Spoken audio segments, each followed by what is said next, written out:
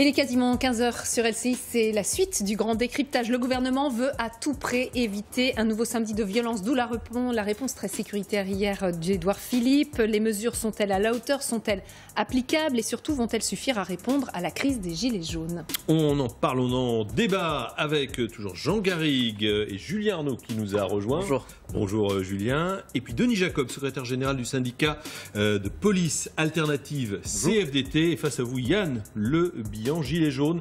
À Paris, je précise que vous êtes proche d'Éric Drouet. Proche, oui, disons que je serai plus sur sa ligne. Sur sa ligne, d'accord. Voilà, c'était une précision qu'il fallait apporter.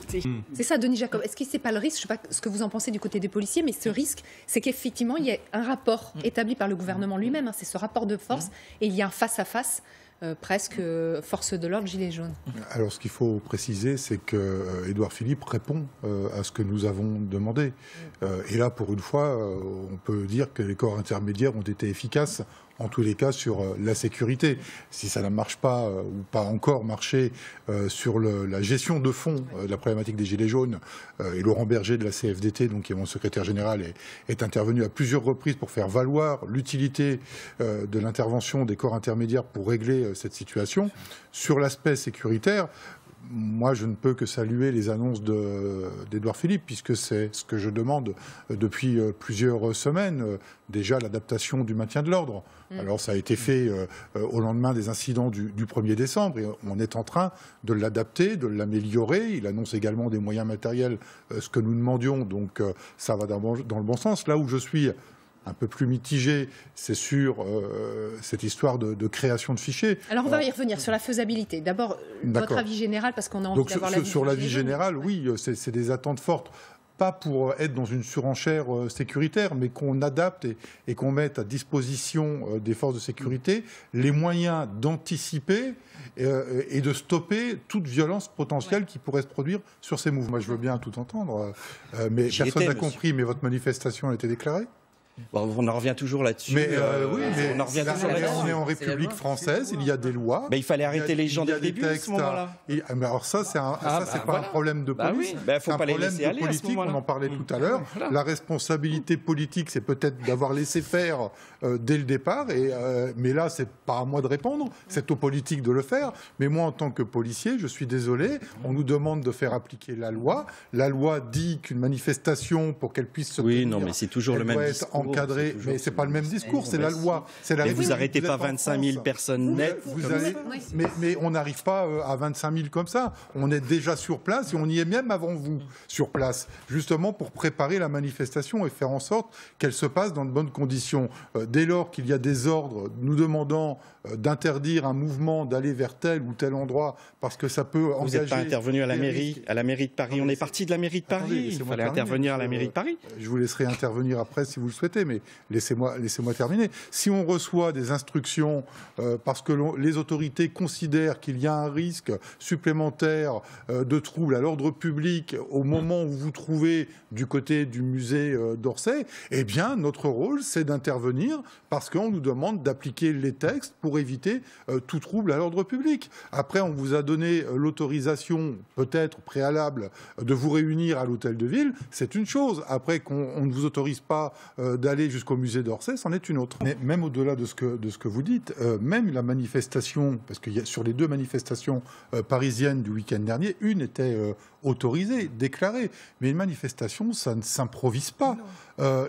Enfin, nous, syndicalistes, on pratique ça depuis des années. C'est organisé en amont. Il y a des réunions de préparation. On prépare un service d'ordre. Tout à fait autorisé, c'est pas le terme. Oui. La préfecture avait pris acte, ne l'avait pas interdit, bien sûr. Mais il n'y a pas eu de coordination avec les autorités.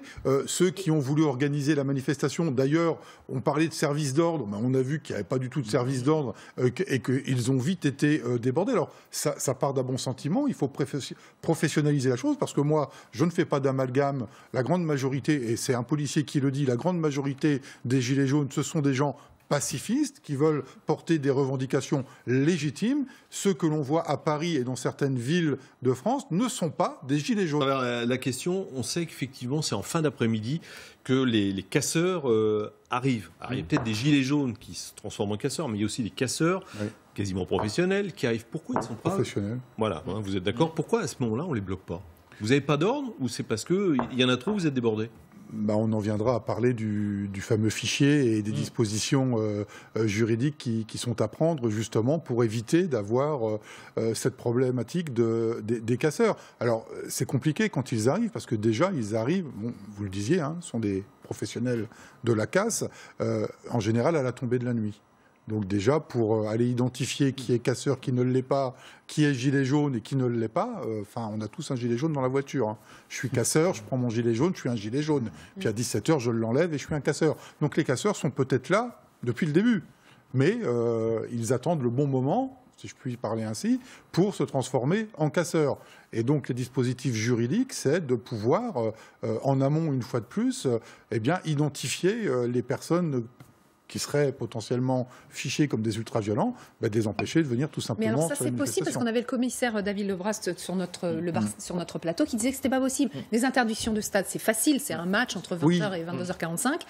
Là, une manifestation, on fait comment pour l'interdire? Il y a différentes situations. Là, en l'occurrence, c'est particulièrement difficile parce qu'on est dans un contexte nouveau de manifestations non déclarées, non organisées, une fois de plus, non encadrées. Mais on a vu qu'il y avait quand même des dispositifs particulièrement efficaces ces dernières semaines, à savoir fermer les rues qui sont perpendiculaires, procéder à des filtrages, contrôler les sacs. Et dès lors qu'on a des individus qui ont été préalablement identifiés, déférés à la justice, Édouard Philippe le disait hier soir, je crois qu'on a eu plus de... C'est 5000, je crois, oui. 5000 condamnations.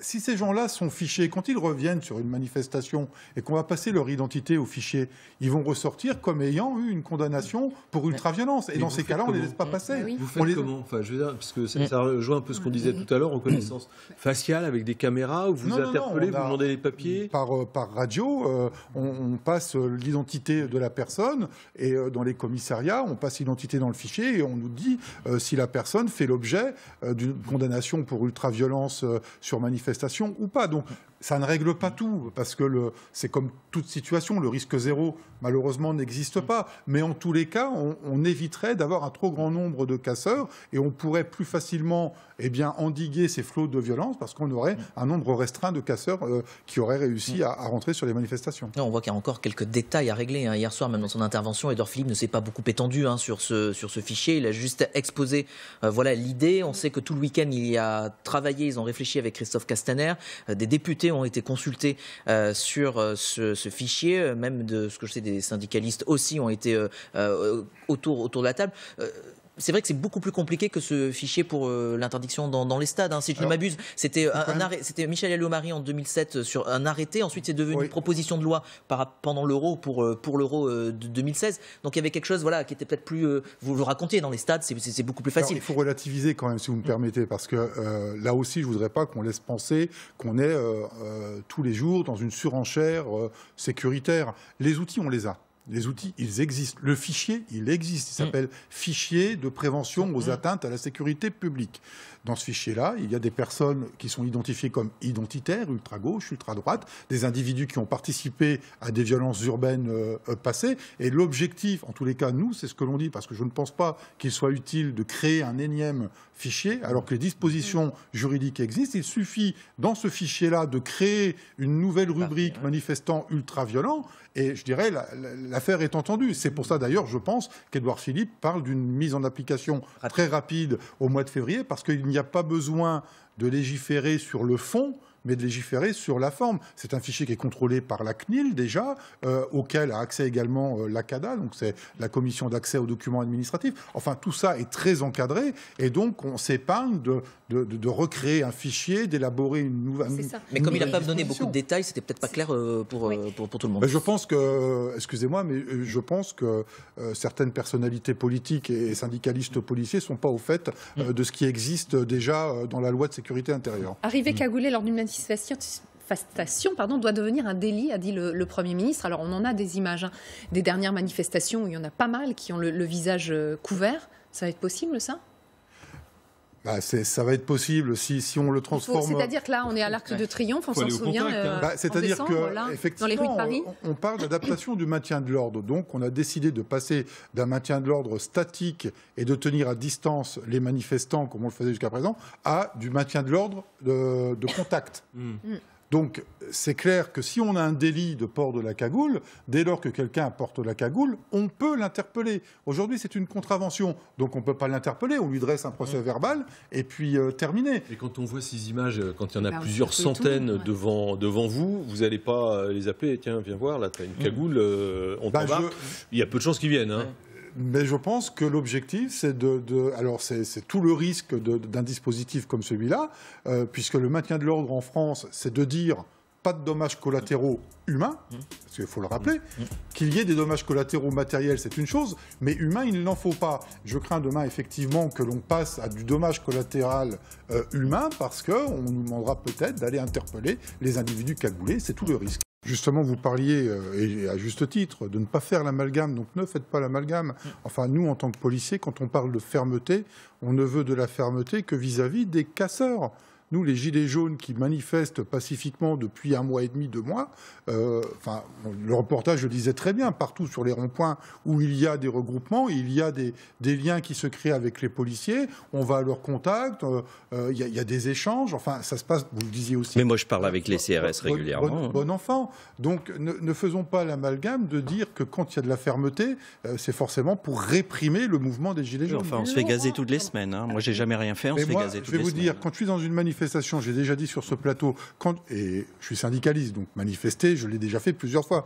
Quand je vais manifester, j'y vais pour porter des revendications, comme la majorité des Gilets jaunes le fait. Mais quand je suis confronté ou pris en tenaille dans un mouvement de violence, mais je reste pas sur place. Mais moi, je ne demande pas à me faire gazer, je m'en vais. Mais c'est ce que j'ai fait l'autre jour, et ils nous ont couru après, les CRS, quand on est parti. Je suis désolé, et toutes les images de médias ont pu le montrer. Vous avez des gilets jaunes, parce qu'il y a un effet mimétisme, il y a un effet d'entraînement, pour les plus en colère ou les plus radicaux, qui suivent le mouvement des casseurs, et puis après qui se plaignent d'avoir été gazés. Même les commissaires de police, en tout cas un syndicat de commissaires de police national SCPN, qui le dit dans un tweet officiel, le dernier mot à la crise doit être politique, issu du dialogue et de la concertation. Ce n'est pas un match police-gilets jaunes. C'est quand même des policiers qui le disent. Hein. Oui, mais ça aussi, je le dis depuis plus d'1 mois. On est policiers, mais on est aussi des citoyens. On est aussi des gilets jaunes. Enfin, on est aussi soucieux que les autres sur notre pouvoir d'achat, bien évidemment. Et peut-être que si on avait, et vous le disiez très justement tout à l'heure, apporté une réponse politique dès la première manifestation qui a été un peu, donc c'est celle du 24 novembre, qui a été un peu tendue, et puis ensuite on a connu le 1er décembre. Si on avait une réponse politique peut-être à ce moment-là, on n'en serait peut-être pas où on en est aujourd'hui. C'est pas les policiers qui vont l'apporter, cette réponse. Nous, on fait notre job, je me répète, contre ceux qui perturbent l'expression libre et constitutionnelle du droit à manifester. Donc nous, on est là pour lutter contre les casseurs. Sur la grande question revendicative des Gilets jaunes, c'est aux politiques de répondre. C'est pas nous, policiers, qui allons pouvoir le faire.